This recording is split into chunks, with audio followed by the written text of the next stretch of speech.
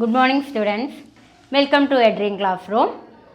നമ്മൾ ഇന്ന് introduction to sociology സെക്കൻഡിലെ ബ്ലോക്ക് 4ത്തിലെ യൂണിറ്റ് 11 ആണ് സ്റ്റാർട്ട് ചെയ്യുന്നത്. 11ാമത്തെ യൂണിറ്റാണ് തുടങ്ങുന്നത്. അപ്പോൾ ചാപ്റ്ററിൻ്റെ പേര് ക്യാപിറ്റലിസം, വെബർ ആൻഡ് മാക്സ്. അതായത് ക്യാപിറ്റലിസത്തെ കുറിച്ച് മാക്സിൻ്റെയും വെബറിൻ്റെയും വ്യൂസുകളാണ് നമ്മളിവിടെ അനലൈസ് ചെയ്യുന്നത്. അപ്പോൾ അതിൽ നമുക്ക് first Karl Marx on capitalism, Karl മാക്സിൻ്റെ കാഴ്ചപ്പാടിലൂടെയുള്ള മുതലാളിത്തത്തെക്കുറിച്ചാണ് നമ്മളിവിടെ ഡിസ്കഷൻ നടത്താൻ പോകുന്നത്. Karl Marx on capitalism. അപ്പോൾ കാറൽ മാക്സിൻ്റെ കാഴ്ചപ്പാടിലൂടെ ക്യാപിറ്റലിസത്തെ ഏതൊക്കെ രീതിയിലാണ് അദ്ദേഹം അനലൈസ് ചെയ്യുന്നത് എന്നാണ് നമ്മളിവിടെ വിശദമാക്കുന്നത്. വളരെ ഇമ്പോർട്ടൻ്റ് ആയിട്ടുള്ളൊരു ചാപ്റ്ററാണ് ബ്ലോക്ക് 4ത്തിലെ യൂണിറ്റ് 11. അപ്പോൾ മാക്സിൻ്റെയും വെബറിൻ്റെയും കാഴ്ചപ്പാടിലൂടെ മുതലാളിത്തത്തെ അഥവാ ക്യാപിറ്റലിസത്തെ എങ്ങനെയാണ് വിശദീകരിക്കുന്നത് എന്നാണ് നമ്മളിവിടെ ഡിസ്കഷൻ നടത്തുന്നത്. അതുകൊണ്ട് ഇവിടെ ശ്രദ്ധിക്കൂ, മാക്സ് ഏതൊക്കെ ടൈപ്പിൽ ഡിവൈഡ് ചെയ്തിട്ടുണ്ട്? എക്കണോമിക് ബേസ് ഉണ്ട്, സൂപ്പർ സ്ട്രക്ചർ ഉണ്ട്, അതേപോലെ തന്നെ മോഡ്സ് ഓഫ് പ്രൊഡക്ഷൻസ് ഉണ്ട്. അപ്പോൾ നമുക്കിവിടെ എക്കണോമിക് ബേസ് കാറൽ മാക്സിൻ്റെ കാഴ്ചപ്പാടിലൂടെ എക്കണോമിക്സ് ബേസ് അഥവാ ഇൻഫ്രാസ്ട്രക്ചർ എന്ന് പറയുമ്പോൾ എന്തൊക്കെ വരും? The mode of production. Mode of production economics base എന്തിനെ ബേസ് ചെയ്തുകൊണ്ടാണ്? ഇൻഫ്രാസ്ട്രക്ചറിനെ. അതായത് അടിസ്ഥാന ഘടകങ്ങളെ അടിസ്ഥാനപ്പെടുത്തിക്കൊണ്ടാണ് എക്കണോമിക് ബേസ് ഉള്ളത്. അതിൽ വരുന്നതാണ് the mode of production. Mode of production എന്ന് പറഞ്ഞാൽ forces plus relation of production determine a society character. അതായത് ഇവിടെ ഉൽപാദന രീതികളും ഉൽപാദന ശക്തികളും ഉൽപാദന ബന്ധങ്ങളും ചേർന്നതാണ് എൻ്റെ എക്കണോമിക് ബേസ്. ഉൽപാദന രീതി, മോഡ് ഓഫ് പ്രൊഡക്ഷനും ഫോഴ്സസും റിലേഷൻ ഓഫ് പ്രൊഡക്ഷനും ഒക്കെ ഇവയെല്ലാം കൂടിയാണ് ഒരു സമൂഹത്തിൻ്റെ എക്കണോമിക്സ് ബേസിനെ നിർണ്ണയിക്കുന്നത്. അഥവാ ഇൻഫ്രാസ്ട്രക്ചറിനെ ഡിറ്റർമൈൻ ചെയ്യുന്നത് ഏതൊക്കെ ഘടകങ്ങളാണ്? Mode of production, forces, relation of production. ഈ മൂന്നെണ്ണം, mode of production, forces, relation of production, ഈ മൂന്നെണ്ണം ചേരുമ്പോഴാണ് ഒരു സൊസൈറ്റിയിൽ എന്ത് ഡിറ്റർമൈൻ ചെയ്യുക? എക്കണോമിക് ഇൻഫ്രാസ്ട്രക്ചർ ഡിറ്റർമൈൻ ചെയ്യുക. അടുത്തതാണ് the superstructure. Superstructure എന്ന് പറയുമ്പോൾ political system, religion, values, culture. സൂപ്പർ സ്ട്രക്ചറിൽ പ്രധാനമായും വരുന്നത് എന്തൊക്കെയാണ്? പൊളിറ്റിക്കൽ സിസ്റ്റവും റിലീജിയനും വാല്യൂസും കൾച്ചറുമാണ്. അതാണ് സൂപ്പർ സ്ട്രക്ചർ എന്ന് പറയുന്നത്. അപ്പോൾ രാഷ്ട്രീയപരമായ കാര്യങ്ങളും മതപരമായ കാര്യങ്ങളും മൂല്യങ്ങളും സംസ്കാരവും ഒക്കെ വരുമ്പോഴാണ് അതൊരു സൂപ്പർ സ്ട്രക്ചർ ആവുക. മാത്രമല്ല grows out of and is shaped by the economic base. അതുകൊണ്ട് തന്നെ സാമ്പത്തികപരമായിട്ടുള്ള ബേസ് അഥവാ അടിസ്ഥാനം നിർണ്ണയിക്കുന്നതും ഈ ഏതൊക്കെ ഘടകങ്ങളിലൂടെ തന്നെയാണ്? ഈ ഒരു political system, religion, values, culture തുടങ്ങിയ കാര്യങ്ങളിലൂടെ തന്നെയാണ്. അതേപോലെ മാക്സ് ആൻഡ് ഈഗിൾ divide history into stages defined by distinct mode of production. അതേപോലെ മാക്സും ഏഗൽസും ലോക ചരിത്രത്തിലെ 4 ഘട്ടങ്ങളായി തരംതിരിച്ചു.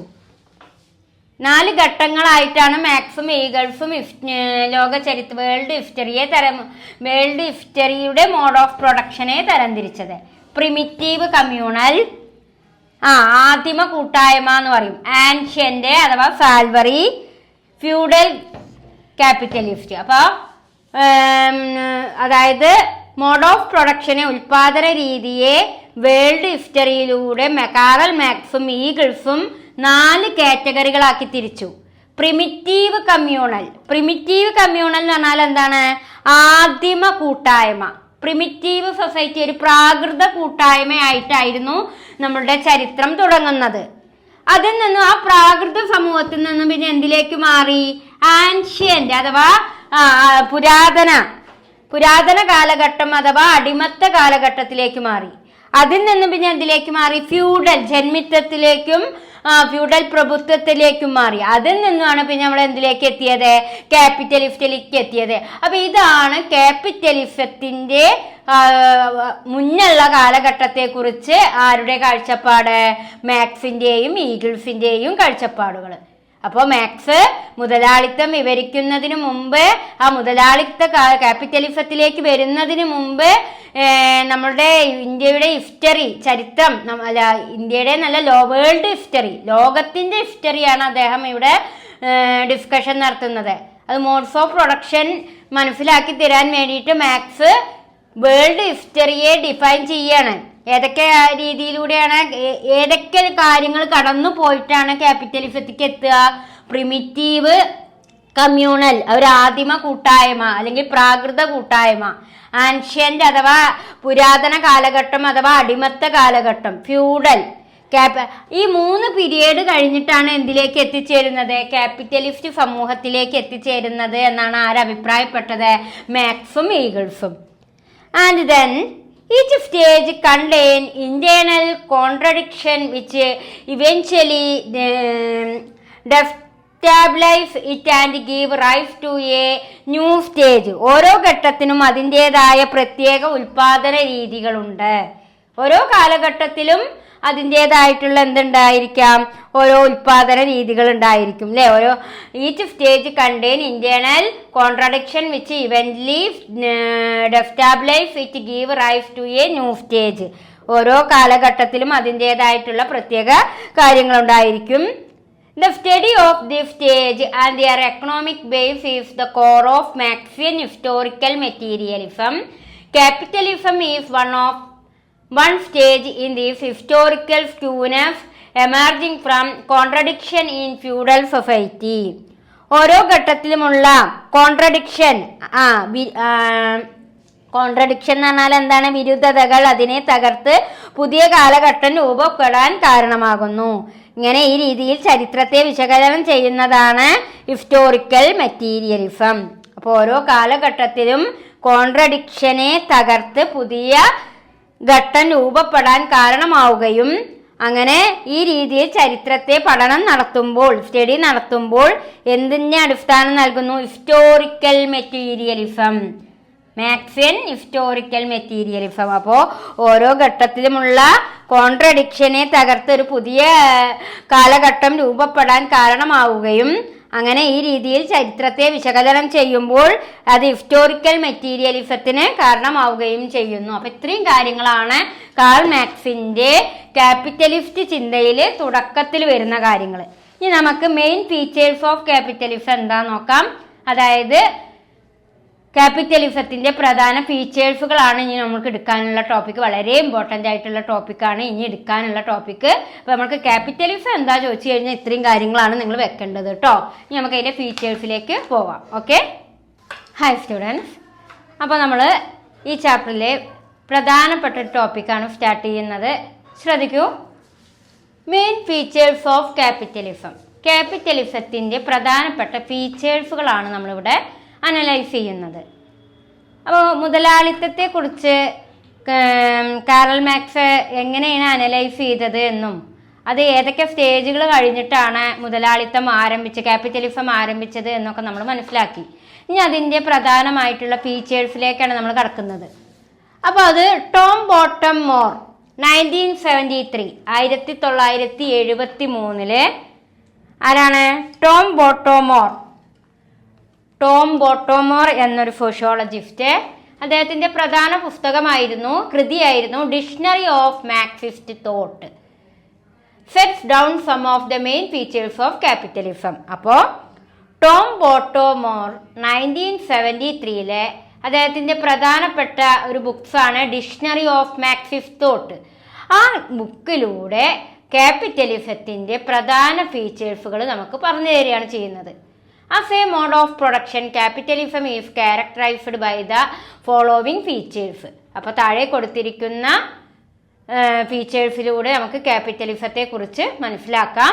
അതിൻ്റെ ഉൽപാദന രീതിയെക്കുറിച്ചും ക്യാപിറ്റലിസ്റ്റ് പ്രൊഡക്ഷനെ കുറിച്ചൊക്കെ മനസ്സിലാക്കാം. ഇതിനെക്കുറിച്ച് ടോം ബോട്ടോമോർ 1973 അദ്ദേഹത്തിൻ്റെ പ്രധാന കൃതിയായിട്ടുള്ള ഡിക്ഷണറി ഓഫ് മാർക്സിസ്റ്റ് തോട്ടിലാണ് ഈ ക്യാപിറ്റലിസ്റ്റിൻ്റെ ഫീച്ചേഴ്സിനെ കുറിച്ച് പ്രതിപാദിക്കുന്നത്. പ്രധാനമായിട്ടും 6 ഫീച്ചേഴ്സാണ് ക്യാപിറ്റലിസത്തിലുള്ളത്. Production for sale rather than for self use.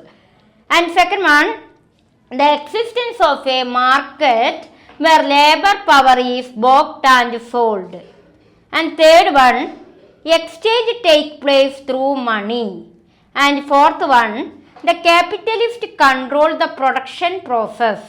And fifth one, the capitalist control financial decision. And fifth one, competition. അങ്ങനെ 6 പോയിന്റുകളിലൂടെയാണ് നമ്മൾക്ക് ക്യാപിറ്റലിസത്തിൻ്റെ ഫീച്ചേഴ്സ് ആര് നമുക്ക് നൽകുന്നത്? Tom bottom more. ഏത് കൃതിയിലൂടെ? ഡിക്ഷണറി ഓഫ് മാർക്സിസ്റ്റ് തോട്ട് എന്ന അദ്ദേഹത്തിൻ്റെ പ്രധാനപ്പെട്ട ബുക്കിലൂടെ അദ്ദേഹം നമുക്ക് ഈ ക്യാപിറ്റലിസത്തിൻ്റെ ഫീച്ചേഴ്സാണ് നൽകുന്നത്. അതിൽ ഫസ്റ്റ് പോയിന്റ് നോക്കൂ. Production for sale rather than for self use എന്ന് പറഞ്ഞു കഴിഞ്ഞാൽ എന്താണ്?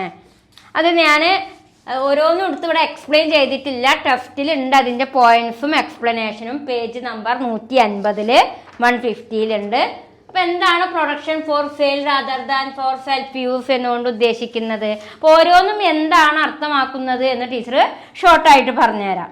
നമുക്കറിയാം ഇവിടെ production for sale rather than for self use.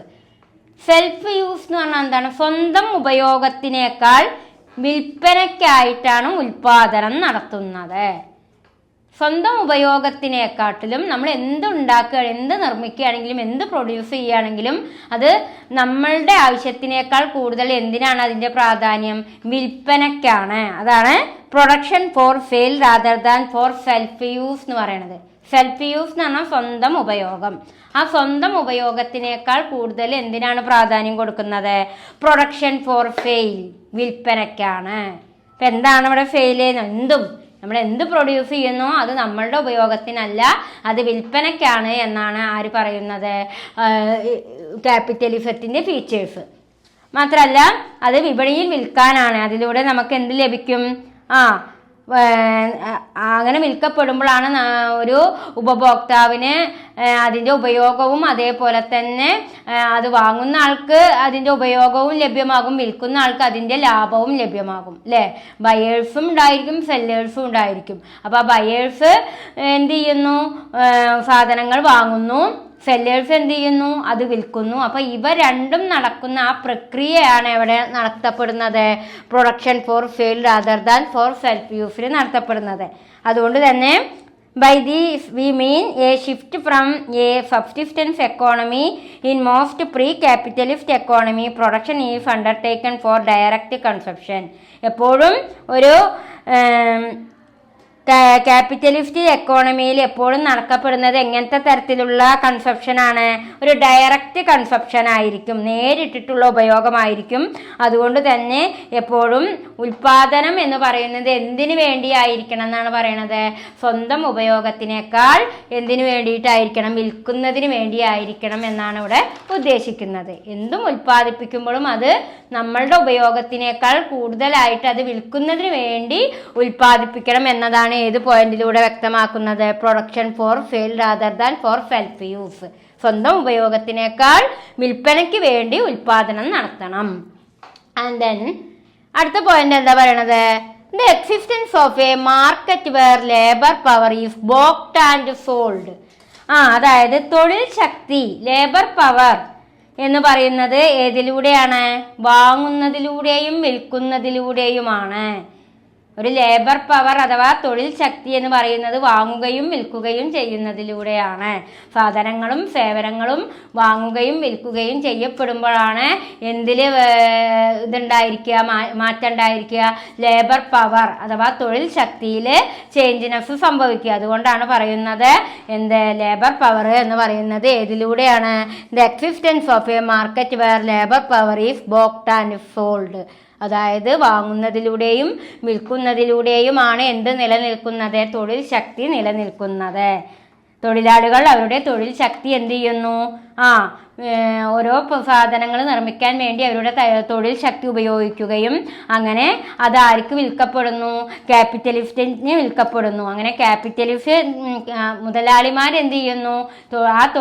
ഒരു തൊഴിലാളി അവരുടെ തൊഴിൽ ശക്തി ഉപയോഗിച്ച് പ്രോഡക്റ്റുകൾ ഉണ്ടാക്കും. അത് മുതലാളി അതെന്ത് ചെയ്യും? വിൽക്കപ്പെടും. അങ്ങനെ ആ തൊഴിൽ ശക്തിയാണ് എന്തിൻ്റെ കാരണം? സാധനങ്ങളും സേവനങ്ങളും വാങ്ങുന്നതിനും വിൽക്കുന്നതിനുമുള്ള കാരണം എന്നാണ് ഇതിൽ പറയുന്നത്. The existence of a market where labour power is bought and sold എന്ന പോയിന്റിലൂടെ വ്യക്തമാക്കുന്നത്. ആൻഡ് ദെൻ തേർഡ് പോയിന്റ് എന്താ? Exchange take place through money. പണം മുഖേന നടക്കുന്ന കൈമാറ്റം. Exchange take place through money, അതായത് നമുക്കറിയാം ഒരു ക്യാപിറ്റലിസ്റ്റ് വ്യവസ്ഥയിൽ പ്രധാനമായിട്ട് വരുന്നൊരു ഘടകമാണ് എന്ത്? പണം കൈമാറ്റം അല്ലേ? മുതലാളിത്ത സമൂഹത്തിൽ നടക്കപ്പെടുന്ന ഒരു പ്രധാന ഘടകമാണ് എന്ത്? Exchange take place through money, പണം കൈമാറ്റം ചെയ്യുക, എക്സ്ചേഞ്ച് ചെയ്യുക. കാരണം പണത്തിലൂടെയാണ് എല്ലാ തരത്തിലുള്ള വിനിമയങ്ങളും നടക്കുന്നത്. അതേപോലെ തന്നെ ബാങ്കുകളും ധനകാര്യ സ്ഥാപനങ്ങളൊക്കെ നിലനിൽക്കുന്നതും അതേപോലെ തന്നെ അവയുടെയൊക്കെ പ്രവർത്തനങ്ങൾ നിലനിർത്തുന്നതിനൊക്കെ സാധിക്കുന്നത് എന്താണ്? മണിയാണ്. അതുകൊണ്ടാണ് പണം കൈമാറ്റം ചെയ്യുക എന്നത് ഏതിൻ്റെ പ്രത്യേകതയാണ്? ഒരു ക്യാപിറ്റലിസ്റ്റ് സൊസൈറ്റിയുടെ പ്രത്യേകതയാണ് എന്ന് പറയാനുള്ള കാരണം. ആൻഡ് ദെൻ ഫോർത്ത് പോയിന്റ് ആണ് the capitalist control the production process. എപ്പോഴും ഒരു മുതലാളിത്തം എന്തിനെ നിയന്ത്രിക്കുന്നു? പ്രൊഡക്ഷൻ പ്രോസസ്, ഉൽപാദന പ്രക്രിയയെ. ഒരു ക്യാപിറ്റലിസ്റ്റ് സൊസൈറ്റി പ്രൊഡക്ഷൻ പ്രോസസ്സിനെ കൺട്രോൾ ചെയ്യുന്നു, ഉൽപാദന പ്രക്രിയയെ കൺട്രോൾ ചെയ്യുന്നു. കാരണം ഉൽപാദനം കൂട്ടണമെന്നോ കുറയ്ക്കണമെന്നോ മിഷനറികൾ ഉപയോഗിക്കണമെന്നോ ഒക്കെ തീരുമാനിക്കുക ആരാണ്? ക്യാപിറ്റലിസ്റ്റ് ആണ്. അതുകൊണ്ടാണ് ഒരു ക്യാപിറ്റലിസ്റ്റ് സൊസൈറ്റി പ്രൊഡക്ഷൻ പ്രോസസ്സിനെ കൺട്രോൾ ചെയ്യുന്നു എന്ന് പറയാനുള്ള കാരണം. ദെൻ നെക്സ്റ്റ് പോയിന്റ് ആണ് the capitalist control financial decision. Capitalist എന്തിനെ കൺട്രോൾ ചെയ്യുന്നുണ്ട്? Financial decision. എന്താ ഫിനാൻഷ്യൽ ഡിസിഷൻ എന്ന് പറഞ്ഞാൽ? ധനപരമായ തീരുമാനങ്ങൾ. ധനപരമായിട്ടുള്ള തീരുമാനങ്ങളെ ലേബേഴ്സിന് എത്ര വേജ് കൊടുക്കണം, അതേപോലെ തന്നെ എത്രത്തോളം ലാഭം ഉണ്ടാക്കാൻ ശ്രമിക്കണം, അത്തരത്തിലുള്ള ഫിനാൻഷ്യൽ ആയിട്ടുള്ള കാര്യങ്ങളൊക്കെ കൺട്രോൾ ചെയ്യുന്നത് എപ്പോഴും ആരായിരിക്കാം? ക്യാപിറ്റലിസ്റ്റ് ആണ്. അതുകൊണ്ടാണ് the capitalist control financial decision എന്ന് പറയാനുള്ള കാരണം. ആൻഡ് ലാസ്റ്റ് പോയിന്റ് ആണ് കോമ്പറ്റീഷൻ, മത്സരം.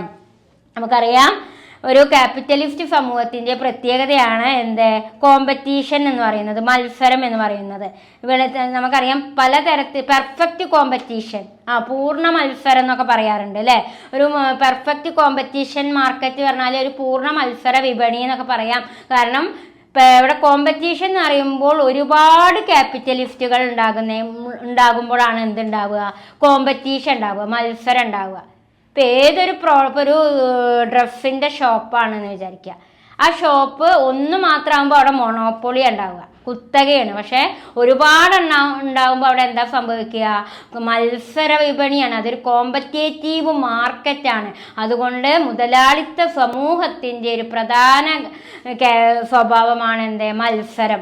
ഒരുപാട് ഷോപ്പുകളും ഒരുപാട് വ്യവസായ സ്ഥാപനങ്ങളും അങ്ങനെ എല്ലാ മുതലാളിത്ത സ്ഥാപനങ്ങളും ഒരുപാട് എണ്ണങ്ങൾ ഉണ്ടാകുമ്പോൾ, ഒരുപാട് കാര്യങ്ങൾ ഉണ്ടായിരിക്കുമ്പോൾ അതിനറിയപ്പെടുന്ന പേര് അപ്പോഴുണ്ടാകുന്ന സിറ്റുവേഷനാണ് എന്ത്? കോമ്പറ്റീഷൻ, മത്സരം എന്ന് പറയുന്നത്. പക്ഷേ മത്സരിക്കാൻ ഒന്നുമില്ല, ഒരു സ്ഥാപനം മാത്രമേ ഉണ്ടാകുന്നുള്ളൂ വെച്ചാൽ അവിടെ എന്താ ഉണ്ടായിരിക്കുക? മൊണോപ്പൊളിയാണ് കേട്ടോ ഉണ്ടാവുക, അത് കുത്തകയാണ് ഉണ്ടാവുക. പകരം അപ്പം ഒരു മുതലാളിത്ത സമൂഹത്തിൽ രണ്ട് മാർക്കറ്റ് ഉണ്ടാവും. കോമ്പറ്റേറ്റീവ് മാർക്കറ്റും ഉണ്ടാവും, മൊണോപ്പൊളി മാർക്കറ്റും ഉണ്ടാവും. കോമ്പറ്റേറ്റീവ് മാർക്കറ്റിൻ്റെ പ്രത്യേകത പറഞ്ഞാൽ എന്താണ്?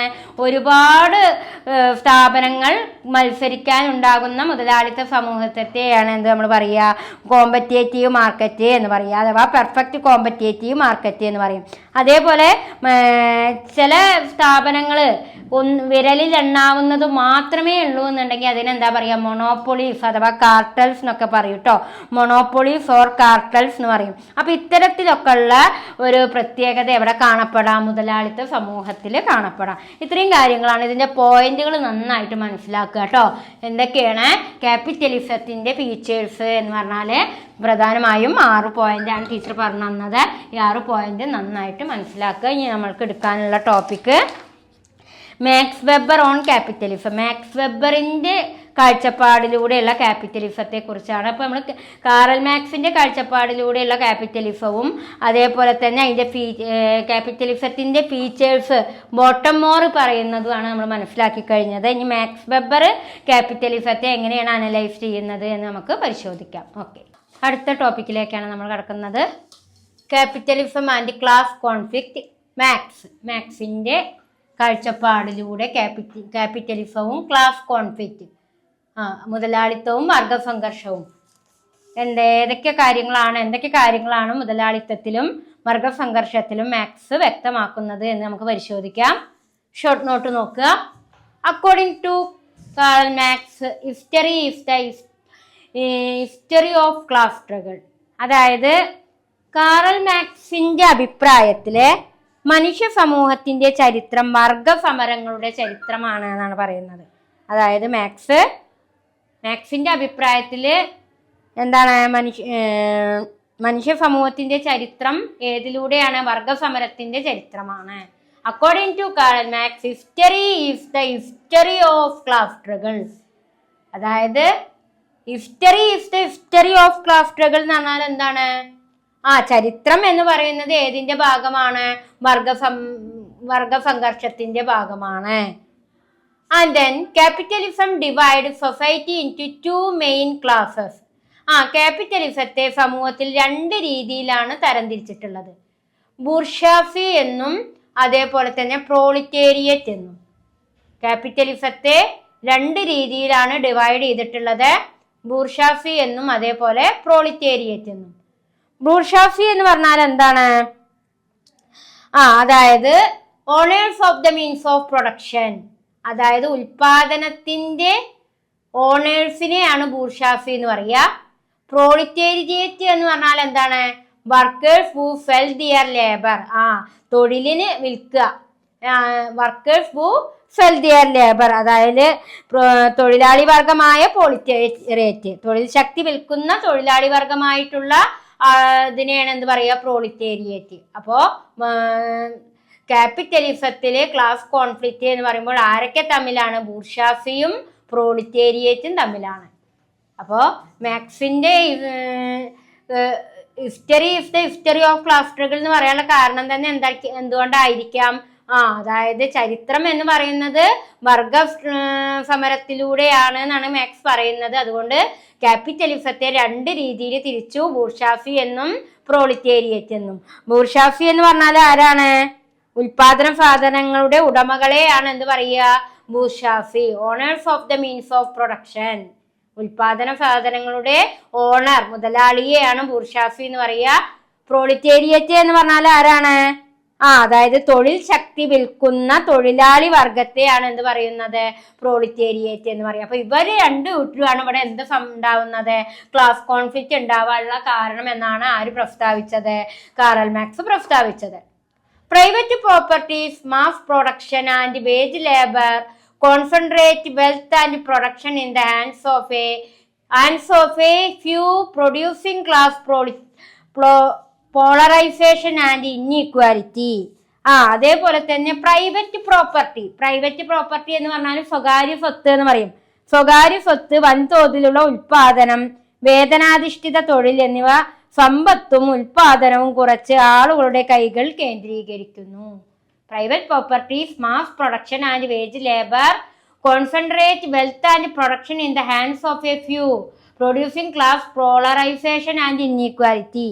അതായത് സ്വകാര്യ സ്വത്തും വൻതോതിലുള്ള ഉൽപാദനം, അതേപോലെ തന്നെ വേതനത്തിന്റെ അടിസ്ഥാനത്തിലുള്ള തൊഴിൽ എന്നിവ സമ്പത്തും ഉൽപാദനവും ആളുകളുടെ കയ്യിൽ എത്താൻ കാരണമാകുന്നു.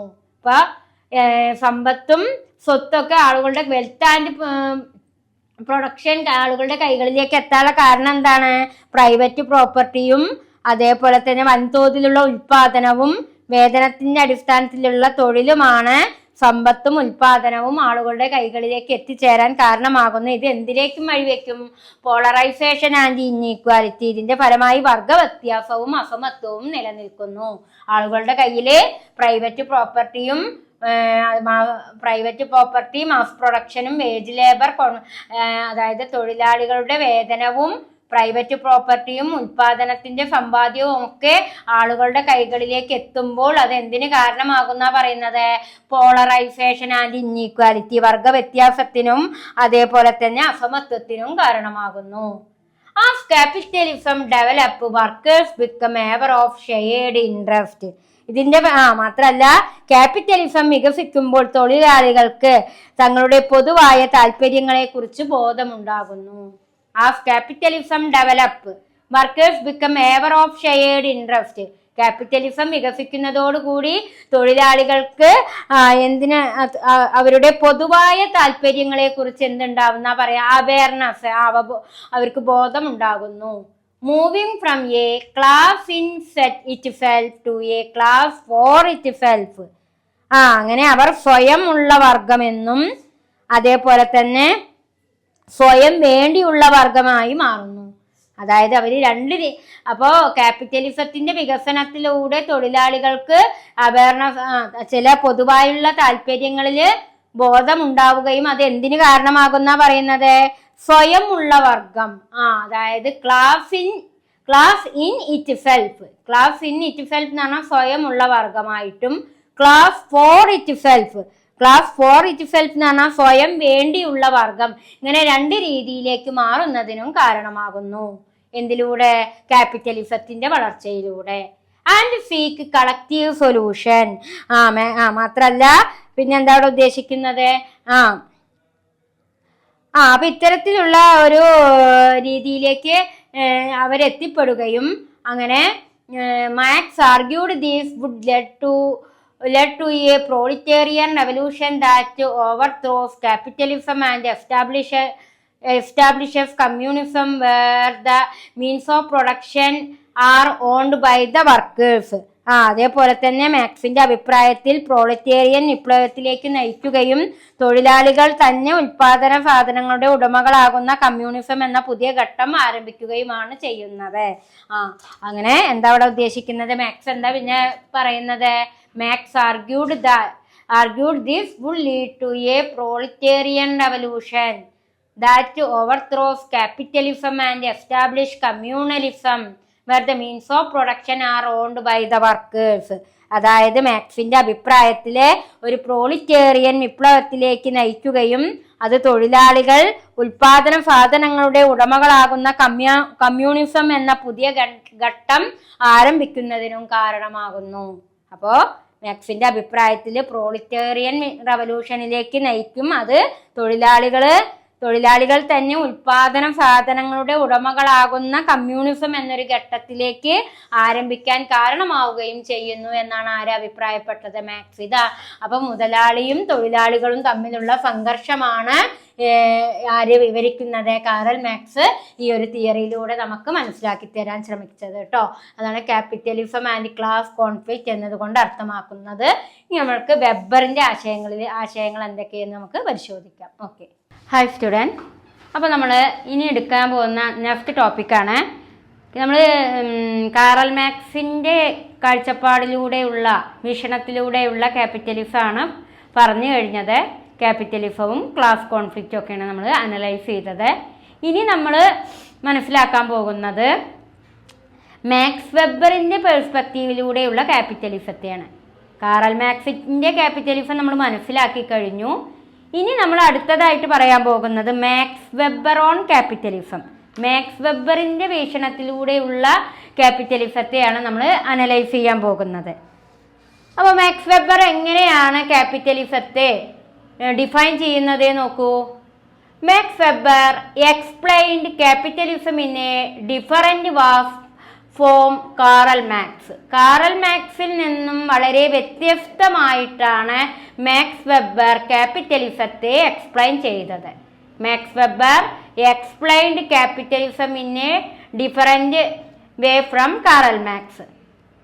അതായത് കാറൽ മാക്സിൻ്റെ ക്യാപിറ്റലിസത്തിൽ നിന്നും വളരെ വ്യത്യസ്തമായിട്ടാണ് മാക്സ് വെബർ എന്തിനെ ഡിഫൈൻ ചെയ്തത്? ക്യാപിറ്റലിസത്തെ ഡിഫൈൻ ചെയ്തത്. He said that modern capitalism is a special type called rational capitalism. അതുകൊണ്ട് അദ്ദേഹം പറയുന്നത് എന്താണ്? മോഡേൺ ക്യാപിറ്റലിസം, ആധുനിക മുതലാളിത്തം അഥവാ മോഡേൺ ക്യാപിറ്റലിസം ആണ് റാഷണൽ ക്യാപിറ്റലിസം എന്നാണ് ആര് വ്യക്തമാക്കിയത്? അതായത് അദ്ദേഹം റാഷണൽ ക്യാപിറ്റലിസത്തെ ഒരു മോഡേൺ ക്യാപിറ്റലിസം ആയിട്ടാണ് ഡിഫൈൻ ചെയ്തത്. This type of capitalism developed mainly in western Europe, north America. പ്രധാനമായും ക്യാപിറ്റലിസം വികസിച്ചു വന്നത് വെസ്റ്റേൺ യൂറോപ്പിലും അതേപോലെ തന്നെ അമേരിക്കയിലുമാണ്. വെസ്റ്റേൺ യൂറോപ്പിലും നോർത്ത് അമേരിക്ക തുടങ്ങിയ കൺട്രികളിലാണ് ഈ മാക്സ് വെബർ ഈ റാഷണൽ ക്യാപിറ്റലിസം ഉയർന്നു വന്നത് എന്നാണ് മാക്സ് വെബർ അനൗൺസ് ചെയ്യുന്നത്. And is based on systematic organisation, calculation, planning and efficiency. പിന്നെ മാത്രമല്ല ഇതിന്റെ പ്രത്യേകത എന്താണ്? ആൻഡ് ഈസ് ബേസ്ഡ് ഓൺ, ഇത് എന്തൊക്കെ ബേസ് ചെയ്യുന്നു? Systematic organisation. അതായത് ഇതൊരു സിസ്റ്റമാറ്റിക് ആയിട്ടുള്ള സംഘടനയും കാൽക്കുലേഷൻ കണക്കുകൂട്ടലും പ്ലാനിങ് ആസൂത്രണവും എഫിഷ്യൻസിയും ഒക്കെ അടിസ്ഥാനപ്പെടുത്തിക്കൊണ്ടാണ് പ്രവർത്തിക്കുന്നത്. അപ്പൊ മക്കളെ, മാക്സ് വെബറിന്റെ ക്യാപിറ്റലിസം കാറൽ മാക്സിന്റെ ക്യാപിറ്റലിസത്തിൽ നിന്നും വളരെ വ്യത്യസ്തമായിരുന്നു.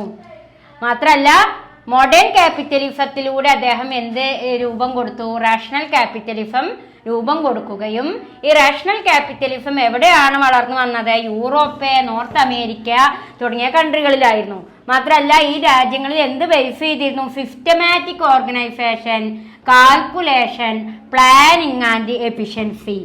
ഇതാണ് മാക്സ് വെബർ ഓൺ ക്യാപിറ്റലിസം എന്നതുകൊണ്ട് അർത്ഥമാക്കുന്നത്. ഇനി നമ്മൾക്ക് വെബർ ഓൺ റാഷണാലിറ്റി എന്താ നോക്കാം. അപ്പൊ നിങ്ങൾക്ക് മാക്സ് വെബർ ഓൺ ക്യാപിറ്റലിസം ചോദിച്ചു കഴിഞ്ഞാൽ പ്രധാനമായും വെക്കേണ്ടത് ഈ ഒരു പാരഗ്രാഫാണ്. നിങ്ങളുടെ പേജ് നമ്പർ 152, പേജ് 152 വരുന്ന കാര്യമാണ് ടീച്ചർ ഡിഫൈൻ ചെയ്തത്. അതിലെ ഫസ്റ്റ് പാരഗ്രാഫ്. ഇനി നമുക്ക് വെബർ ഓൺ റാഷണാലിറ്റി, വെബറിന്റെ കാഴ്ചപ്പാടിലൂടെയുള്ള റാഷണാലിറ്റി എന്താ എന്ന് ഡിഫൈൻ ചെയ്യാം. ശ്രദ്ധിച്ചോളൂ. Weber linked capitalism closely with rationality.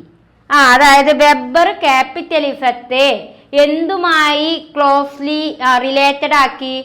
വളരെയധികം ബന്ധം പുലർത്തിച്ചു. റാഷണാലിറ്റി, യുക്തിയുമായി. ഇപ്പൊ വെബറെ ക്യാപിറ്റലിസത്തെ യുക്തിത്വവുമായി ബന്ധിപ്പിച്ചു. Weber linked capitalism closely with rationality. യുക്തിയുമായിട്ട്, റാഷണാലിറ്റിയുമായിട്ട് വെബർ ക്യാപിറ്റലിസത്തെ എന്ത് ചെയ്തു? കണക്ട് ചെയ്തു, ലിങ്ക് ചെയ്തു.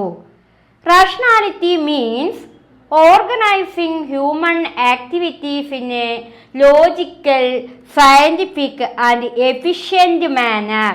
അതേപോലെ തന്നെ റാഷണാലിറ്റി എന്നതുകൊണ്ട് അർത്ഥമാക്കുന്നത് ഓർഗനൈസിങ് ഹ്യൂമൻ ആക്ടിവിറ്റി. അതായത് ഹ്യൂമൻ ആക്ടിവിറ്റികൾ, മനുഷ്യന്റെ പ്രവർത്തനങ്ങളെ എന്ത് ചെയ്യുക? സംഘടിപ്പിക്കുകയും അതേപോലെ തന്നെ ശാസ്ത്രീയവും ക്രമബന്ധവും കാര്യക്ഷമ രീതിയിൽ ക്രമീകരിക്കുകയും ചെയ്യുക. അപ്പോ വെബർ ക്യാപിറ്റലിസത്തെ റാഷണാലിറ്റിയുമായി ലിങ്കു ചെയ്യുകയും അങ്ങനെ റാഷണാലിറ്റി എന്നതുകൊണ്ട് എന്താണ് അർത്ഥമാക്കിയത്? Organising human activities in a logical, scientific and efficient manner. അതായത് യുക്തിപൂർവവും ശാസ്ത്രീയവും ക്രമബന്ധവുമായ രീതിയിൽ എന്ത് ചെയ്തു? മനുഷ്യന്റെ പ്രവർത്തനങ്ങളെ ഓർഗനൈസ് ചെയ്തു. അതാണ് rationality. In a rational society people plan their action carefully to get the best result.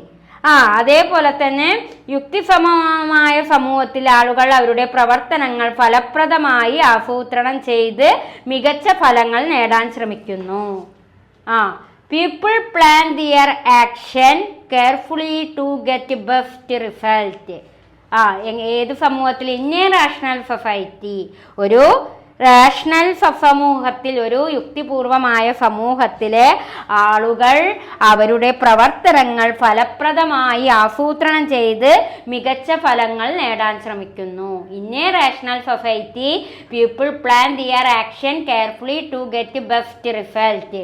ഒരു യുക്തിപൂർണമായ സമൂഹത്തിൽ ആളുകൾ അവരുടെ പ്രവർത്തനങ്ങൾ ഫലപ്രദമായി ആസൂത്രണം ചെയ്ത് നല്ല ഫലങ്ങൾ നേടാൻ ശ്രമിക്കുന്നു. This lead to better control over nature work and production. അതേപോലെ തന്നെ ഇതിലൂടെ പ്രകൃതിയും തൊഴിലും ഉൽപാദനത്തിലുമുള്ള നിയന്ത്രണം വർദ്ധിക്കുന്നു. This lead to better control. എന്തിലൊക്കെയാണ് ബെറ്റർ കൺട്രോൾ ഉണ്ടാവുന്നത്? നേച്ചർ, പ്രകൃതി, വർക്ക്, തൊഴില്, പ്രൊഡക്ഷൻ, ഉൽപാദനം. അപ്പോൾ ആളുകൾ അവരുടെ പ്രവർത്തനങ്ങൾ ഫലപ്രദമായി ആസൂത്രണം ചെയ്ത് മികച്ച ഫലങ്ങൾ നേടാൻ ശ്രമിക്കുകയും മാത്രമല്ല ഇതിലൂടെ ബെറ്റർ കൺട്രോൾ അതായത് എന്തിന് വളരെയധികം നിയന്ത്രിക്കുന്നുണ്ട്. എന്തിനൊക്കെ? നേച്ചറിനെയും വർക്കിനെയും പ്രൊഡക്ഷനെയും എന്ത് ചെയ്യുന്നു? നല്ല രീതിയിൽ കൺട്രോൾ ചെയ്യാനും ശ്രമിക്കുന്നുണ്ട്. And then according to Weber the growth of rationalism, the spread of rational thinking. വെബറിന്റെ അഭിപ്രായത്തിൽ റാഷണാലിസം എന്ന് പറയുന്നത് എന്താണ്? റാഷണാലിസം വ്യാപകമായതോടെയാണ് ആധുനികമായിട്ടുള്ള മോഡേൺ ക്യാപിറ്റലിസം വളർന്നു വന്നത്. According to Weber the growth of rationalism, റാഷണാലിസത്തിന്റെ വളർച്ചയാണ് ഇവിടെ ഏത് സാഹചര്യം ക്രിയേറ്റ് ചെയ്യാനുള്ള കാരണം? മോഡേൺ ക്യാപിറ്റലിസം എന്ന കണ്ടീഷൻ നിലനിൽക്കാനുള്ള കാരണം. The growth of rationalism, growth of rationalism എന്ന് പറഞ്ഞാൽ എന്താ? The spread of rational thinking, യുക്തിപൂർവമായ ചിന്ത. യുക്തിപൂർവമായി ചിന്തിക്കാൻ തുടങ്ങിയതോടുകൂടി എന്തും വളർന്നു, എന്തും നിലനിന്നു. മോഡേൺ ക്യാപിറ്റലിസവും നിലനിൽക്കാൻ കാരണമായി. Business activity were no longer based on tradition or religion but on calculation of profit, disciplined work and efficiency. മാത്രമല്ല വ്യാപാര പ്രവർത്തനങ്ങൾ പാരമ്പര്യമോ മതമോ അടിസ്ഥാനമാക്കിയായിരുന്നില്ല. മറിച്ച് ബിസിനസ് ആക്ടിവിറ്റി ഒരിക്കലും ഒരു മോഡേൺ ക്യാപിറ്റലിസം നിലനിൽക്കുമ്പോൾ അഥവാ റാഷണലൈസേഷൻ, യുക്തിചിന്ത അഥവാ യുക്തി പ്രവർത്തനങ്ങൾ നിലനിൽക്കുമ്പോൾ, യുക്തിപരമായി ചിന്തിക്കുകയും മോഡേൺ ക്യാപിറ്റലിസം നിലനിൽക്കുകയും ചെയ്തപ്പോൾ ബിസിനസ് ആക്ടിവിറ്റികൾ എന്തിനെ ബേസ് ചെയ്തില്ല? ട്രഡീഷനെയും റിലീജിയനെയും പരമ്പരാഗതമായിട്ടുള്ള കാര്യങ്ങളെയും മതപരമായ കാര്യങ്ങളെയും എന്ത് ചെയ്തില്ല? അടിസ്ഥാനപ്പെടുത്തിയില്ല, ബേസ് ചെയ്തില്ല. പിന്നെ എന്തിനാണ് പ്രാധാന്യം കൊടുത്തത്? Calculation of profit, disciplined work, efficiency. ലാഭത്തിനും അതേപോലെ തന്നെ ഡിസിപ്ലിനായിട്ടുള്ള അതായത് നല്ല ഡിസിപ്ലിനായിട്ടുള്ള തൊഴിൽ മേഖലയ്ക്കും എഫിഷ്യൻസി കാര്യക്ഷമതയ്ക്കുമാണ് പ്രാധാന്യം കൊടുത്തത്. അപ്പോൾ കുട്ടികളെ വെബർ പറയാണ് റാഷണാലിസത്തിന്റെ വളർച്ചയോടുകൂടി മോഡേൺ ക്യാപിറ്റലിസം ക്രിയേറ്റ് ചെയ്യാൻ സാധിച്ചു. അങ്ങനെ മോഡേൺ ക്യാപിറ്റലിസം ക്രിയേറ്റ് ചെയ്യാൻ സാധിച്ചതോടുകൂടി ബിസിനസ് ആക്ടിവിറ്റികൾ ഏതിൽ നിന്നും മാറി? ട്രഡീഷനിൽ നിന്നും റിലീജിയനിൽ നിന്നും ഒഴിവാക്കപ്പെടുകയും പിന്നെ എന്തിന് പ്രാധാന്യം കൊടുക്കാൻ തുടങ്ങി? പ്രോഫിറ്റ്, ഡിസിപ്ലിൻഡ് വർക്ക്, എഫിഷ്യൻസി തുടങ്ങിയ കാര്യങ്ങൾക്ക് ഇമ്പോർട്ടൻ്റ് കൊടുക്കുന്നതിനും കാരണമായി തീർന്നു. And then thus Weber argued that capitalism developed not only because of economic factors. അതുകൊണ്ട് വെബർ പറയുന്നു മൂലധനവാദം സാമ്പത്തിക കാരണങ്ങളാൽ മാത്രമല്ല. Thus Weber argued that capitalism developed not only because of economic factors but also due to cultural value, rational thinking and organized ways of life in the Western world. അതുകൊണ്ട് weber അഭിപ്രായപ്പെടുന്നു capitalism എന്ന് പറയുന്നത് ഒരു സാമ്പത്തിക കാരണങ്ങളാൽ മാത്രമല്ല, അത് ലോകത്തിൻ്റെ സാംസ്കാരികവും അതേപോലെ തന്നെ പിന്നെന്താണ് സാംസ്കാരിക മൂല്യങ്ങളിലും റാഷണൽ ചിന്തയിലും അതേപോലെ ഓർഗനൈസ്ഡ് വൈസ് ഓഫ് ലൈഫ് ക്രമബദ്ധമായ ജീവിത രീതിയിലും മൂലം വികസിച്ചതാണ്. അതുകൊണ്ടാണ് വെബർ എന്ത് പറഞ്ഞത്? Capitalism developed not only because of economic factors, അതായത് ക്യാപിറ്റലിസം സാമ്പത്തിക കാരണങ്ങളാൽ മാത്രമല്ല വികസിച്ചത്. പിന്നെ എന്തൊക്കെ കാരണങ്ങൾ കൊണ്ടാണ് വികസിച്ചത് ക്യാപിറ്റലിസം? കൾച്ചറൽ വാല്യൂസും റാഷണൽ തിങ്കിങ്ങും ഓർഗനൈസ്ഡ് വേസ് ഓഫ് ലൈഫ്. ഈ 3 കാര്യങ്ങൾ കൊണ്ടാണ് വെസ്റ്റേൺ വേൾഡില് പാശ്ചാത്യ ലോകങ്ങളിലെ ക്യാപിറ്റലിസം വികസിച്ചത്. വെറും സാമ്പത്തിക പ്രവർത്തനങ്ങൾ കൊണ്ട് മാത്രമല്ല ക്യാപിറ്റലിസം ക്യാപിറ്റലിസം വികസിച്ചത് കൾച്ചറൽ വാല്യൂ സാംസ്കാരിക മൂല്യങ്ങൾ കൊണ്ടും റാഷണൽ തിങ്കിങ് കൊണ്ടും ഓർഗനൈസ്ഡ് വേസ് ഓഫ് ലൈഫ് അതേപോലെ തന്നെ ക്രമബന്ധമായ ജീവിത രീതികൾ കൊണ്ടൊക്കെയാണ് വെസ്റ്റേൺ വേൾഡിൽ എന്ത് വികസിച്ചത്, ക്യാപിറ്റലിസം വികസിച്ചത്. അതല്ലാതെ വെറും ഒരു എക്കണോമിക് ഫാക്ടേഴ്സ് കൊണ്ട് മാത്രമല്ല ക്യാപിറ്റലിസം വികസിച്ചത് എന്ന് അഭിപ്രായപ്പെട്ടു, വെബർ ആർഗ്യൂ ചെയ്തു. അപ്പോൾ മക്കളെ ഇത്രയും കാര്യങ്ങളാണ് വെബറിൻ്റെ കൺസെപ്റ്റിലൂടെയുള്ള ക്യാപിറ്റലിസം. അപ്പോൾ നിങ്ങൾ വെബർ ഓൺ റാഷണാലിറ്റി ചോദിച്ചാലും നിങ്ങൾ ഏത് വെക്കണം, മാക്സ് വെബർ ഓൺ ക്യാപിറ്റലിസം എഴുതണം. ഇനി മാക്സ് വെബർ ഓൺ ക്യാപിറ്റലിസം ചോദിച്ചാൽ അതിലൊപ്പം നിങ്ങൾ എന്തും കൂടി വെച്ച് എഴുതണം, വെബർ ഓൺ റാഷണാലിറ്റി എഴുതണം. ഈ രണ്ട് ടോപ്പിക്കും സെയിം ടോപ്പിക് തന്നെയാണ്, വളരെ ഇമ്പോർട്ടൻറ്റും ആണ് കേട്ടോ. അപ്പോൾ ഇനി നമ്മൾക്ക് എടുക്കാനുള്ളത് റാഷണലൈസേഷൻ ആൻഡ് വെസ്റ്റേൺ സിവിലൈസേഷൻ എന്നൊരു ടോപ്പിക്കാണ്. അതിലേക്ക് നമുക്ക് കടക്കാം. ഓക്കെ.